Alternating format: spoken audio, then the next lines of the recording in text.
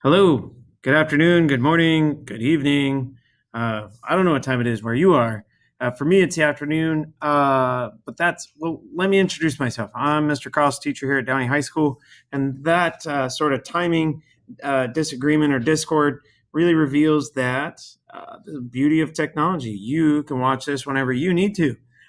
Maybe you're absent, maybe Mr. Kraus is absent, as is the case for this first video. Reminding you that your notes should be titled CRAAP with 2 A's. Mr. Kraus appreciates Emily format, so take care of that. Just a little bit of review from the last video.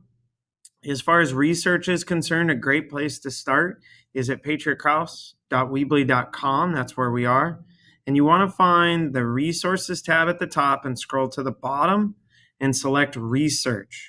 We had talked about this page being where you should start your research. This is your lily pad before you leap off to other ones, or perhaps the hub at the center of a wheel, a spoked wheel, and where you can branch out to the World Wide Web. And to be totally honest with you, I am trying to guide you guys in the right direction. This is a little bit of hand-holding before we turn you loose. So there's lots of good tools on here. And the first one that you want to notice is this PDF down on the left-hand side, left-hand column. And you want to click on that and open that document. The CRAAP is an acronym for evaluating websites, for evaluating online documents, online information. The first C is all about currency. And I'm not talking about money. I'm talking about, is the information current? In other words, if you're doing the transgender bathroom issue in your research, information published in the early 1900s would get a low score. I don't know if you'd even give it a 2 or a 3.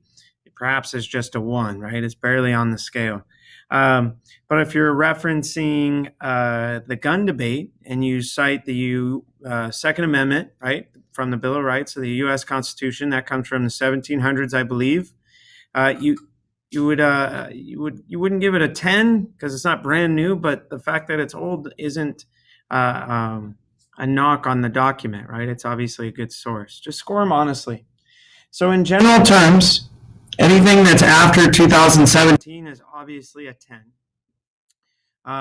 Depending on your topics, it's a little bit subjective, but let's just say from 2000 to 2016 is somewhere between a 7 and 8 score.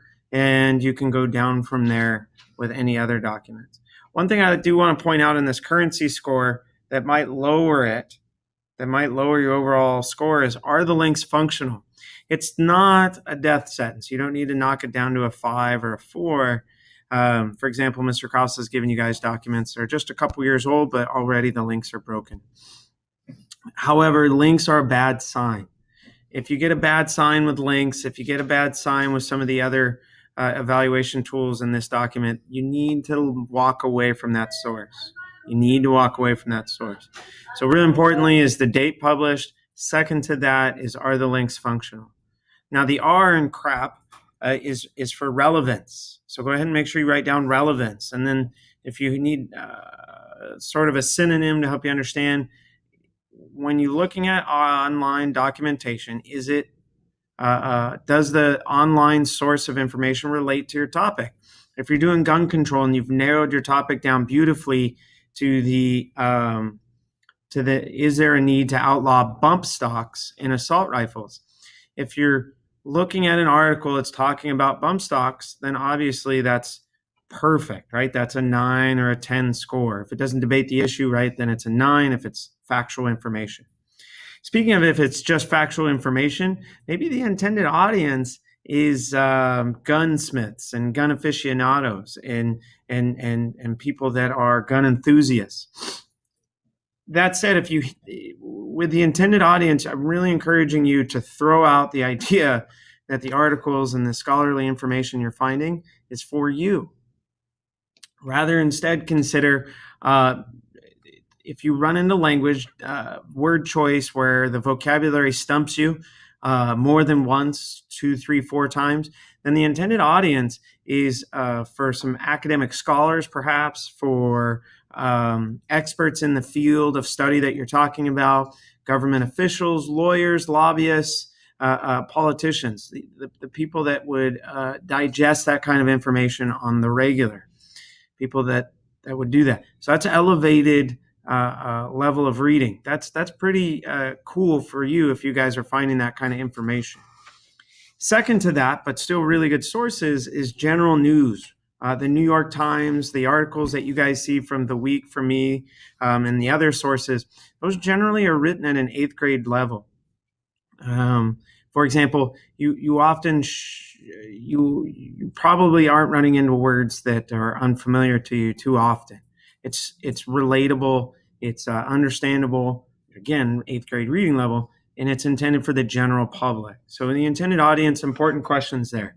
As you scroll down, have you looked at a variety of sources before choosing? If this is your first one, be honest. Take a point off the score. If it's your second one, is it literally the second option? Then still take a point off the score. I want to encourage you not to be a one-click researcher. Can you be more than that? Can you do more than that? 3 clicks is amazingly different than 1 click. I would encourage you to keep going, keep digging. Yeah, that's parallel structure.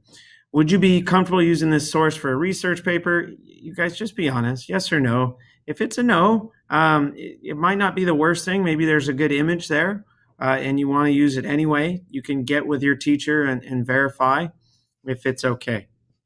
Authority is the first of the 2 A's in the CRAAP acronym.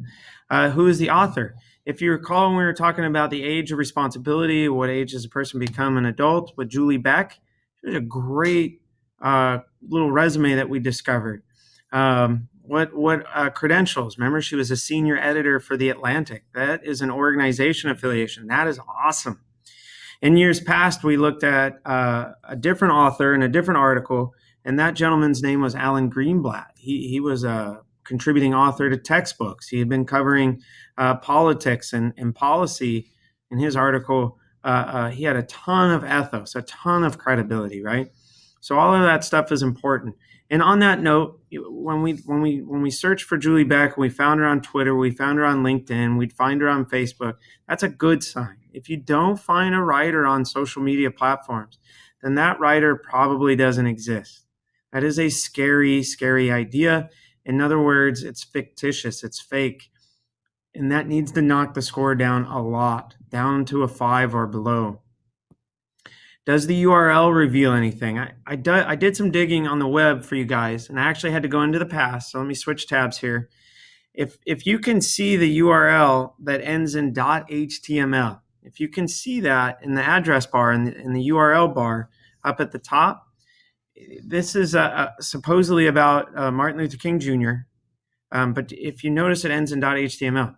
This is a personal website. This is not an official website, and the whole intent of this website, which has since been taken down, you can see the date back in 2012. It looks, you guys, and it's well written. There's some CQT stuff going on. There's lots of what looks like research going on to make an argument that Martin Luther King Jr. was a cheat and a fraud. And so .html is a giveaway, if I go back to the CRAAP evaluation, that maybe this isn't a credible source.